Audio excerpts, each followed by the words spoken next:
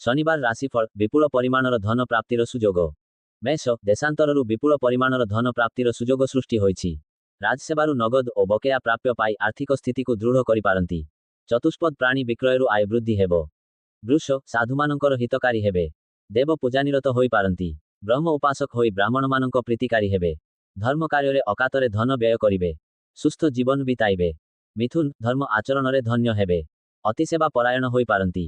ଦରିଦ୍ରମାନଙ୍କୁ ଅକୁଣ୍ଠିତ ଚିତ୍ତରେ ଅର୍ଥ ଓ ଅନ୍ନ ଦାନ କରି ସେମାନଙ୍କ ଜଠରାଗ୍ନିକୁ ନିର୍ବାପିତ କରିବେ। ମହତ୍ ପ୍ରୟାସୀ ହେବେ। କର୍କଟ ବିଶୁଦ୍ଧ ପାନୀୟ ଜଳ ପ୍ରତି ବିଶେଷ ଦୃଷ୍ଟି ଦେବାକୁ ପଡ଼ିବ। ମାରାତ୍ମକ କୀଟପତଙ୍ଗଙ୍କଠାରୁ ଦୂରତ୍ୱ ରଖି ସ୍ୱାସ୍ଥ୍ୟ ରକ୍ଷା ପ୍ରତି ଯତ୍ନବାନ ହେବେ। ବିଦେଶୀ ଲୋକଙ୍କୁ ହଠାତ୍ ବିଶ୍ୱାସକୁ ନ ଆଣିପାରନ୍ତି। ସିଂହ ପତ୍ନୀ ସ୍ୱଭାବ ସୁଲଭ ଗୁଣରେ ଗୁଣୀ ହୋଇ ପ୍ରତ୍ୟେକ କ୍ଷେତ୍ରରେ ସ୍ୱାମୀଙ୍କ ସାହାଯ୍ୟକାରିଣୀ ହେବେ। ଚପଳମତି ହୋଇପାରନ୍ତି। ସ୍ନେହୀ ସ୍ୱଭାବ ସମ୍ପନ୍ନା ହେବେ। ଶିକ୍ଷା ଜଗତର ଧ୍ରୁବତାରା ହୋଇପାରନ୍ତି।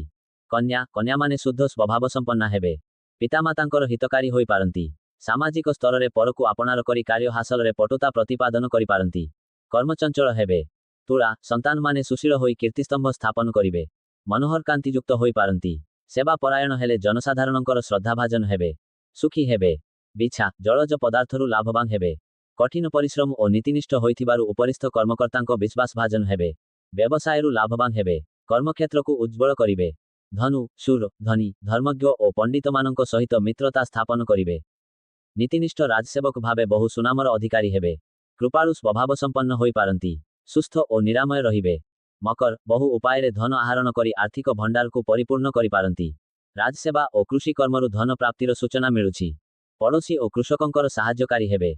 କୁମ୍ଭ ବେଦ ପ୍ରଥାବଲମ୍ବୀ ହୋଇ ଜଣେ ଧର୍ମଜ୍ଞ ବ୍ୟକ୍ତି ଭାବେ ଆଶ୍ରିତମାନଙ୍କର ସୁପରାମର୍ଶଦାତା ହେବେ। ବୀରକର୍ମା ହେବେ। ଧାର୍ମିକ ପ୍ରବର ହୋଇପାରନ୍ତି। ସତ୍ପରାୟଣ ହେବେ। ସାମୟିକ ମୌନାବତାର ହେବେ। ମୀନ